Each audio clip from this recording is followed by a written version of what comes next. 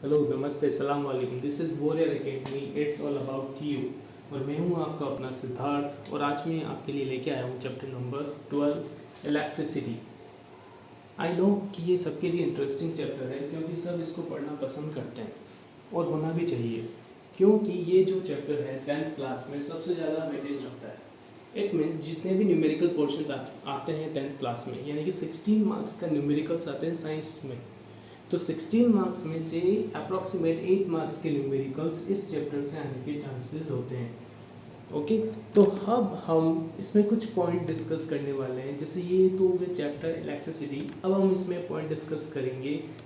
First हम इसमें discuss करने वाले charge, second force between charges, and next point is potential and potential difference, current, Ohm's law, resistance, series combination, parallel combination, heating effect of electricity and power। ये सभी topic हम detailing में discuss करने वाले हैं। तो फर्स्ट पॉइंट हम discuss करेंगे चार्ज। तो मेनली जो चार्जेस को हम जानते हैं, 9th क्लास में आपने केमिस्ट्री में स्टडी किया है कि जो मटेरियल्स है वो मॉलिक्यूल से बनते हैं, मॉलिक्यूल्स जो हैं वो एटम से बनते हैं, और एटम के मेनली 3 पार्ट्स होते हैं, proton, neutron and electron. Proton पे पॉजिटिव चार्ज होता है, इलेक्ट्रॉन पे नेगेटिव चार्ज होता है। ओके, और आप ये जानते हो कि जब एटम में जो प्रोटॉन और न्यूट्रॉन जो है वो न्यूक्लियस में होते हैं, और इलेक्ट्रॉन जो है उसके आउटर साइड में रिवॉल्व होते हैं, जिसे हम बोलते हैं ऑर्बिट। जब एटम न्यूट्रल है तब क्या होता है कि जब नंबर ऑफ प्रोटॉन और नंबर ऑफ न्यूट्रॉन जो है वो अलग अलग होते हैं, लेकिन मे भी सेम भी हो सकते हैं, लेकिन नंबर ऑफ प्रोटॉन और नंबर ऑफ इलेक्ट्रॉन जो है वो अगर सेम है, यानी कि positive charge and negative charge अगर इक्वल है, दैट मीन्स एटम जो है वो न्यूट्रल हो जाएगा। फिर हम क्या करते हैं, तो अब हम देखते हैं कि ये पॉजिटिव और नेगेटिव चार्जेस कैसे आते हैं, है ना। तो जब कोई इलेक्ट्रॉन एटम से रिमूव होगा, इट मीन्स बाहर जाएगा, तो उस पर पॉजिटिव चार्ज आ जाएगा। अगर कोई इलेक्ट्रॉन कोई एटम गेन करता है, ठीक है, यानी कि कोई इलेक्ट्रॉन उसके ऑर्बिट में आ जाता है, तो वो नेगेटिवली चार्ज हो जाएगा। इसका ऐसा यूनिट जो है चार्ज का वो होता है कूलाम, और वन चार्ज की जो वैल्यू होती है, it is represented by small E, 1.6 × 10⁻⁻19 coulomb. ये वन चार्ज की वैल्यू होगी।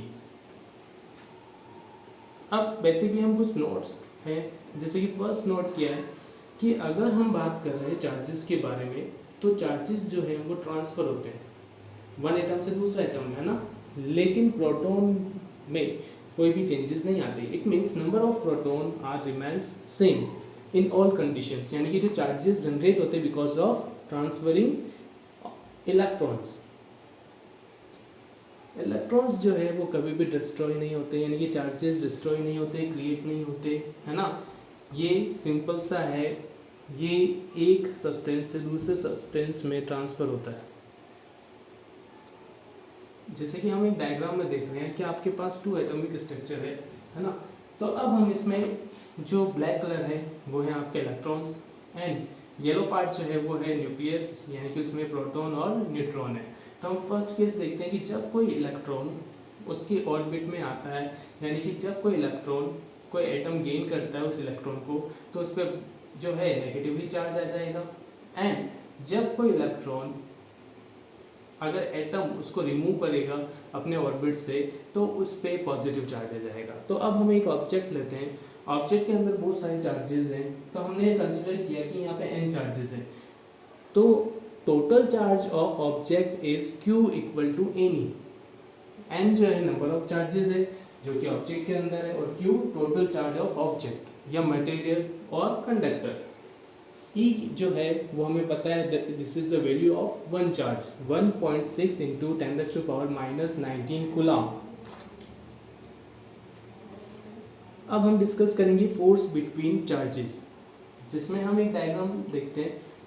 डायग्राम में हम कंसिडर करते हैं कि हमारे पास अपोजिट चार्जेस है, यानी कि हम फर्स्ट देखेंगे फोर्स बिटवीन अपोजिट चार्जेस, यानी कि हमने लिया एक प्लस चार्ज और एक हमने लिया माइनस चार्ज। तो जब हम ये चार्जेस देखते हैं तो हम इनके बीच में जो फोर्सेस अप्लाइड होगा, इट इज अट्रैक्टिव फोर्स, है ना। यानी कि हम कह सकते हैं कि अपोजिट चार्जेस के बीच में हमेशा अट्रैक्टिव फोर्स अप्लाइड होगा।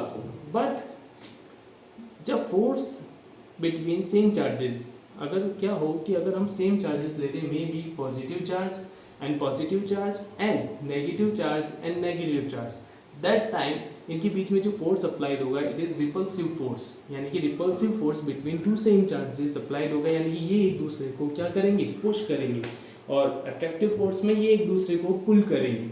अब हम एक और लेफ्ट हैंड साइड में डायग्राम है, उसमें हम सेंटर पे कोई एक चार्ज प्लेस करते हैं। इस चार्ज की वजह से एक रेडियस में ये क्या करेगा, फोर्स अप्लाई कर सकता है, ठीक है। अब एक और पॉइंट है यहाँ पर, ये जो पॉइंट है वो प्लेस्ड है किसके अंदर, इस एरिया के अंदर, ठीक है।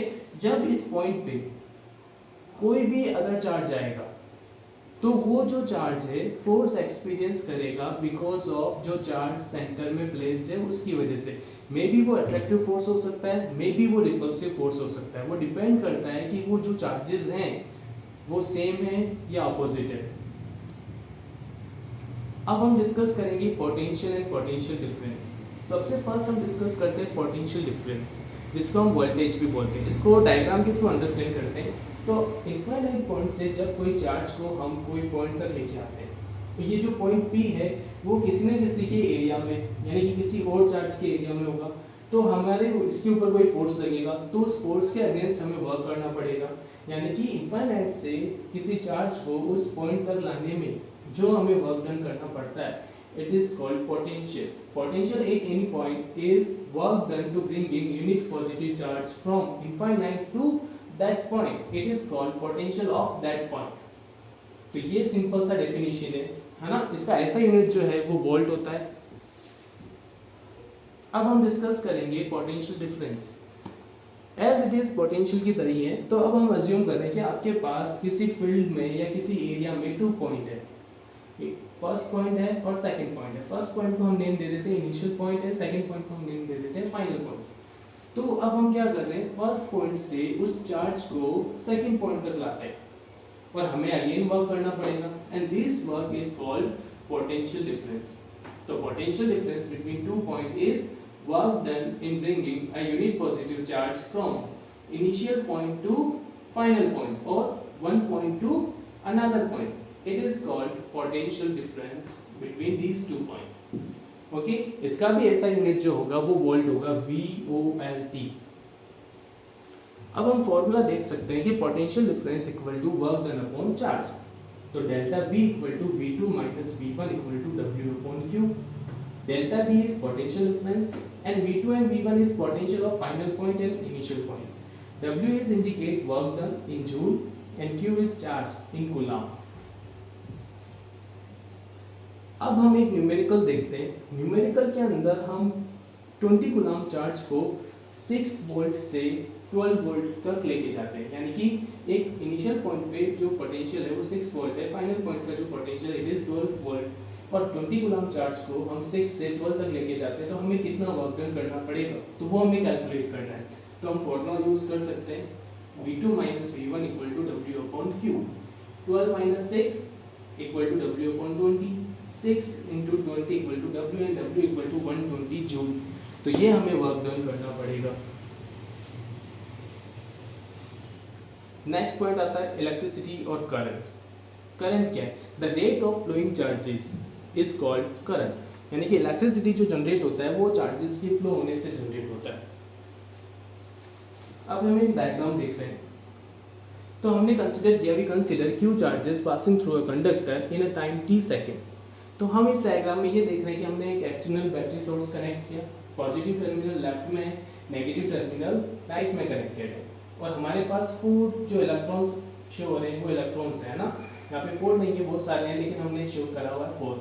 तो 4 जो इलेक्ट्रॉन्स हैं वो फ्लो हो रहे, फ्लो क्यों हो रहे भैया, जो पॉजिटिव टर्मिनल है वो इन नेगेटिव टर्मिनल को अपनी तरफ अट्रैक्ट करेगा। इट मीन्स जो इलेक्ट्रॉन मूव होगा वो नेगेटिव से पॉजिटिव की तरफ होगा। और हमने ही सिंपल सा लॉजिक है कि जब भी वाटर का प्रेशर होगा वो हायर प्रेशर से लोअर की तरफ होगा, तो उसी तरह जो करंट फ्लो होगा वो फ्लो होगा आपका हायर पोटेंशियल से lower potential, it means positive से नेगेटिव की तरफ। तो ये सिंपल सा कॉन्सेप्ट है करंट और इलेक्ट्रिसिटी का।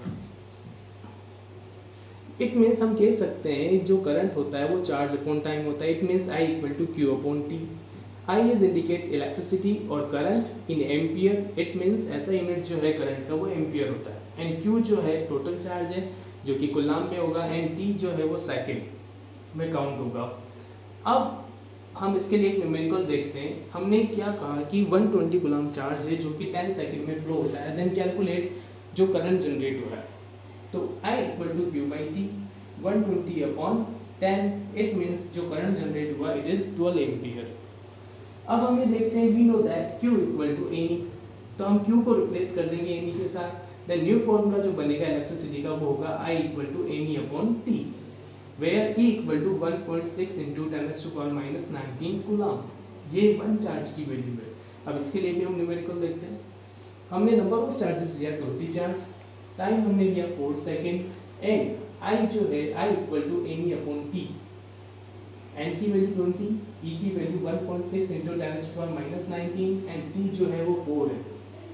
I इक्वल टू 8.0 10⁻⁻19 एम्पियर इसके थ्रू करंट जनरेट होगा जब 20 चार्ज जो है वो फ्लो होंगे 4 सेकेंड के अंदर।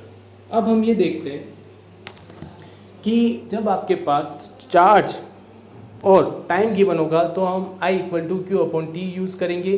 अगर आपके पास नंबर ऑफ चार्जेस और टाइम गिवन होगा तो हम यूज़ करेंगे formula I equal to N E upon T. Thank you for watching this video.